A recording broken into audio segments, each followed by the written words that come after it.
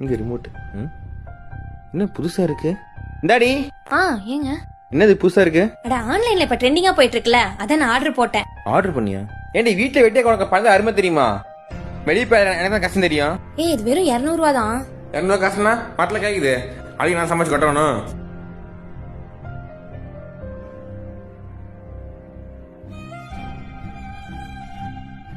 நீ எதுக்கு அழுதுட்டு இருக்கிற? நீ வெட்டிய செலவு பண்ண, அதான் கேள்வி கேட்டேன். ஆமா நவி, நான் 200 ரூபா செலவு பண்ணா கூட அது வெட்டியா செலவு பண்ணதுதான். என் ஃப்ரெண்ட்ஸ் எல்லாம் சொல்லுவாங்க, இப்ப இல்ல கல்யாணத்துக்கு அப்புறம் கூட யாரையும் டிபெண்ட் பண்ணி இருக்க கூடாது, நம்ம சுயமா சம்பாதிக்கணும்னு. நான் அதெல்லாம் சும்மா நினைச்சிட்டு இருந்தேன். ஆனா இப்பதான் தெரியுது நான் உனக்கே பாரமா இருக்கேன்னு. நமக்கு ஏதாவது வேணும்னா அது நம்ம சம்பாதிக்கிற காசா இருக்கணும். ஏன்னா இன்னைக்கு காசுக்கு தான் மதிப்பே. நம்மளையெல்லாம் யாரும் மதிக்க மாட்டாங்க. அதை மட்டும் நான் நல்லா புரிஞ்சுக்கிட்டேன். இனிமே நான் உன் காசை செலவு பண்ண மாட்டேன்.